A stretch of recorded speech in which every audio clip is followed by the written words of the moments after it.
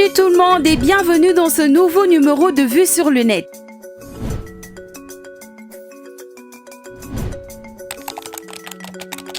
Le concert de Moïse Mbiye au Zénith a été annulé. Âgé de 22 ans, Mlan Cheyman Isaac Lévy devient le plus jeune docteur pharmacien de la Côte d'Ivoire. Un Chilien touche 300 fois son salaire et disparaît sans rendre de l'argent. La réserve de l'Éternel, comme il aime le dire, ne se produira finalement pas au Zénith de Paris. Prévu initialement le 19 février 2022, puis reporté pour le 9 juillet, le concert du pasteur Moïse Mbiye au Zénith de Paris, La Vieillette, est finalement annulé. L'annonce a été faite ce mercredi 29 juin par le service de la billetterie en ligne de cet événement. Les raisons de l'annulation de ce spectacle demeurent inconnues. Le camp de l'artiste n'a pas encore fait une annonce officielle y afférent. La réserve de l'Éternel, si cet événement avait eu lieu, serait devenu le premier artiste musicien gospel francophone à se produire dans cette salle. Une grande première dans le milieu académique ivoirien, surtout dans le domaine très sélect et rigoureux de la pharmacie. Le lundi 26 juin 2022, à la faculté de la pharmacie de l'université Félix Houphouët-Boigny de Cocody, il a soutenu sa thèse qui avait pour thème « Évaluation du test de diagnostic rapide du paludisme à l'RTTM malaria à Yopougon ». Cette thèse de doctorat en pharmacie soutenue avec brio a été couronnée par la mention « Très honorable » suivie des félicitations du jury.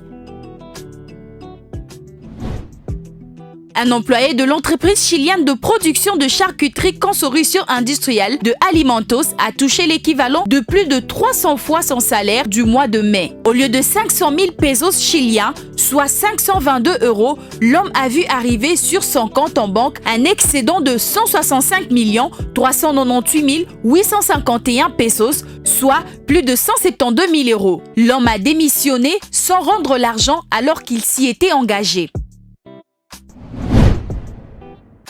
Ça sort de l'ordinaire. Un artiste français relie Montréal à Québec à pied dans une armure du Moyen-Âge de 34 kg.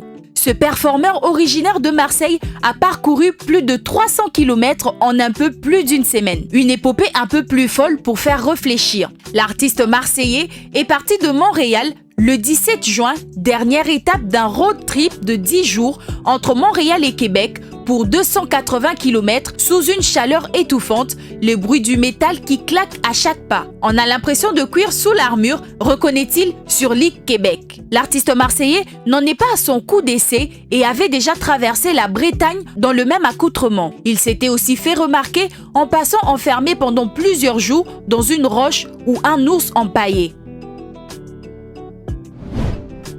Anita Alvarez a perdu connaissance lors des mondiaux à Budapest en Hongrie alors qu'elle était encore dans la piscine. Victime d'un malaise à cause d'un effort trop intense, sa coach a plongé dans l'eau pour la sauver. La nageuse de 25 ans s'est enfoncée dans l'eau devant une incompréhension générale. Personne ne comprenait la tournure que prenaient les événements. L'Américaine était en train de faire un malaise après avoir réalisé un effort trop intense lors de sa prestation. Sa coach, Andrea Fuentes, ancienne médaillée olympique, a tout de suite compris qu'il y avait un problème. Andrea Fuentes, vêtue d'un short et d'un t-shirt, a plongé au fond du bassin et a remonté Alvarez vers la surface avant de recevoir de l'aide pour porter la nageuse en détresse au bord de la piscine. À présent, les nouvelles sont rassurantes sur l'état de santé de la nageuse Anita Alvarez.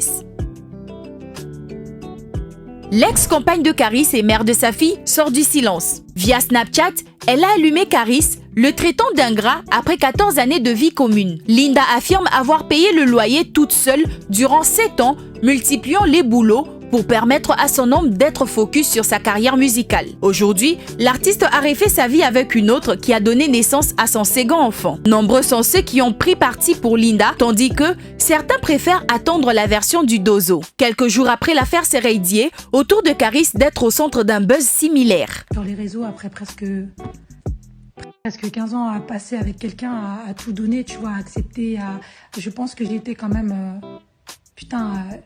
je sais pas, une bonne femme, quoi, tu vois. Je pense que j'ai quand même fait des choses pour lui, quoi, tu vois.